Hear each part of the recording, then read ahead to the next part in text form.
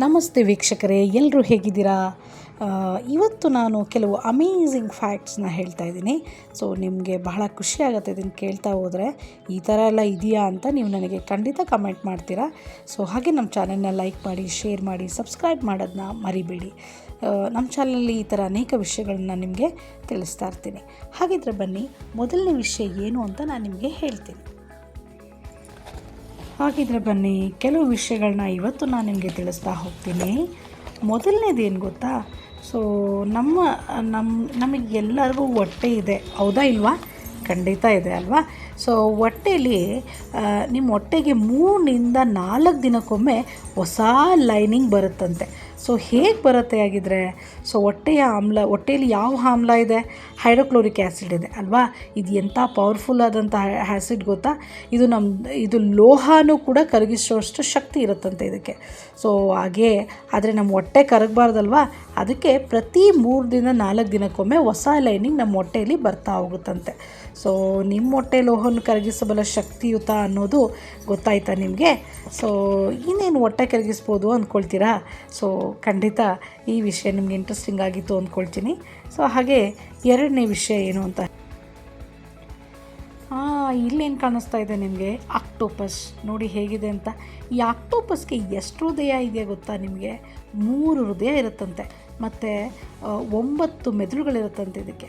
So 2 ಹೃದಯಗಳ ಗಿಲ್ಗಳಿಗೆ ರಕ್ತ pump ಮಾಡುತ್ತೆ, 3ನೇದು ದೇಹಕ್ಕೆ ಬಾಡುತ್ತೆ. 9 ಮೆದುಳುಗಳಲ್ಲಿ 1 ಮುಖ್ಯ, ಬಾಕಿ 8 ಪ್ರತಿ ಕೈಯನ್ನು ಕಂಟ್ರೋಲ್ ಮಾಡುತ್ತೆ. ಓಕೆನಾ? ಸೊ 3 ಹೃದಯ, 9 ಮೆದುಳು, ನೀಲಿ ರಕ್ತ ಯಾರದ್ದು ಅಂತ ಗೊತ್ತಾಯ್ತಾ ಈಗ? ಯಾರ್ದು ಹೇಳಿ? ಆಕ್ಟೋಪಸ್ದು.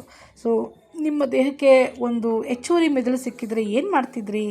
ಸೊ ಖಂಡಿತ ಕಮೆಂಟ್ ಮಾಡಿ. ಸೊ ನಮ್ಮ ಮೆದುಳಲ್ಲಿ ಒಂದು ಬಲ್ಬ್ಗಾಗಷ್ಟು ಬೆಳಕನ್ನು ತಯಾರಿಸ್ಬೋದಂತೆ. ಸೊ ಹಾಗಾದರೆ ಏನು ಹಂಗಂದರೆ, ಮಾನವನ ಮೆದುಳಲ್ಲಿ ಸರಾಸರಿ 20 ವ್ಯಾಟ್ಸಷ್ಟು ವಿದ್ಯುತ್ತನ್ನು ಉತ್ಪತ್ತಿ ಮಾಡುತ್ತಂತೆ. ಅದು ಒಂದು ಬಲ್ಬ್ ಬೆಳಗಿಸಲು ಸಾಕಾಗುತ್ತೆ. ಸೊ ನಿಮ್ಮ ಮೆದುಳು ಬಲ್ಬ್ ಬೆಳಗಿಸ್ಬೋದು ಅನ್ನೋದು ಗೊತ್ತಾಯ್ತಾ?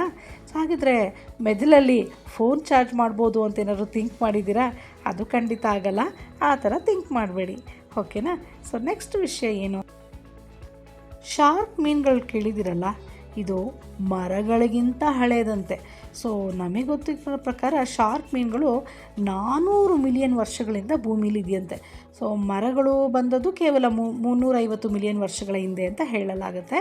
ಅಂದರೆ ಶಾರ್ಕ್ಗಳು ಸರಸ್ಗಳಿಗಿಂತ ಹಳೆಯದು ಅಂತ ಕೂಡ ಹೇಳ್ಬೋದು. ಸೊ ಶಾರ್ಕ್ ಮರಕ್ಕಿಂತ ಹಳೆಯದು ಅನ್ನೋದು ಈಗ ಗೊತ್ತಾಯ್ತಾ ನಿಮಗೆ?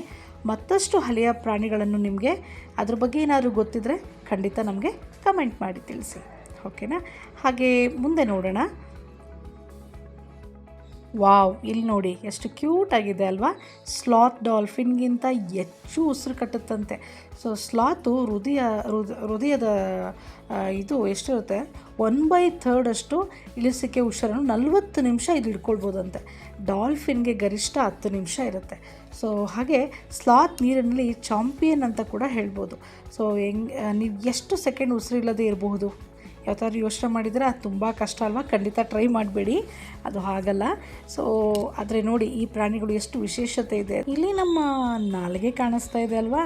ಸೊ ನಿಮಗೆ ಗೊತ್ತಾ, ನಮ್ಮ ಕೈಯಲ್ಲಿ ಹೇಗೆ ಫಿಂಗರ್ ಪ್ರಿಂಟ್ಸ್ ಇರುತ್ತೋ ಅದೇ ಥರ ನಾಲಿಗೆಯಲ್ಲೂ ಕೂಡ ಫಿಂಗರ್ ಪ್ರಿಂಟ್ಸ್ ಇರುತ್ತಂತೆ. ಅದು ಒಬ್ರಿಗಿಂತ ಇನ್ನೊಬ್ಬರದು ವಿಭಿನ್ನವಾಗಿರುತ್ತೆ. ಸೊ ಇದು ನಾಲಿಗೆಯ ವಿಶೇಷ. ಓಕೆನಾ? ಹಾಗೆ ಮುಂದಿನ ವಿಷಯ ತಿಳ್ಕೊಳ್ಳೋಣ. ನೋಡಿ, ನಮ್ಮ ಬಟರ್ಫ್ಲೈ ಅಲ್ವಾ, ಚಿಟ್ಟೆ ಒಂದು ವಿಶೇಷತೆ ಏನು ಗೊತ್ತಾ ಇದ್ದದ್ದು? ಇದು ನಾವೆಲ್ಲ ಹೆಂಗೆ ರುಚಿ ನೋಡ್ತೀವಿ? ನಾಲ್ಗೆಲ್ಲಿ ರುಚಿ ನೋಡ್ತೀವಿ. ಚಿಟ್ಟೆ ಏನು ಮಾಡುತ್ತೆ ಗೊತ್ತಾ? ಕಾಲಿಂದ ರುಚಿ ನೋಡುತ್ತಂತೆ. ಆಹಾರವನ್ನು ಪದಗಳಿಂದ ತಪಾಸಣೆ ಮಾಡುತ್ತಂತೆ. ಮನುಷ್ಯನಿಗೆ ಕಾಲಿಂದ ರುಚಿ ನೋಡಿದ್ರೆ ಹೇಗಿರುತ್ತೆ ಅಲ್ವಾ? ಯಾರಾದರೂ ಟ್ರೈ ಮಾಡ್ತೀರಾ? ಸೊ ಹಾಗೆ ನಮ್ಮ ಚಾನಲ್ನ ಮೊದಲನೇ ಬಾರಿ ನೋಡ್ತಿದ್ರೆ ಲೈಕ್ ಮಾಡಿ, ಶೇರ್ ಮಾಡಿ, ಸಬ್ಸ್ಕ್ರೈಬ್ ಮಾಡಿ. ಸೊ ನಿಮಗೆ ಎಷ್ಟೋ ವಿಷಯಗಳನ್ನ ನಾನು ತಿಳಿಸ್ಕೊಡ್ಬೇಕು ಅಂದ್ಕೊಂಡಿದ್ದೀನಿ. ಸೊ ನಮ್ಮ ಚಾನಲ್ನ ನೋಡ್ತಾ ಇರಿ. ಹಾಗೆ ಪ್ರತಿದಿನ ನಾನು ಮಾಡೋವಂಥ ವಿಡಿಯೋ ನಿಮಗೆ ನೋಟಿಫಿಕೇಷನ್ ಬರುತ್ತೆ. ಅದು ಯಾವಾಗ ಅಂದರೆ ನೀವು ಸಬ್ಸ್ಕ್ರೈಬ್ ಮಾಡಿದಾಗ. Thank you.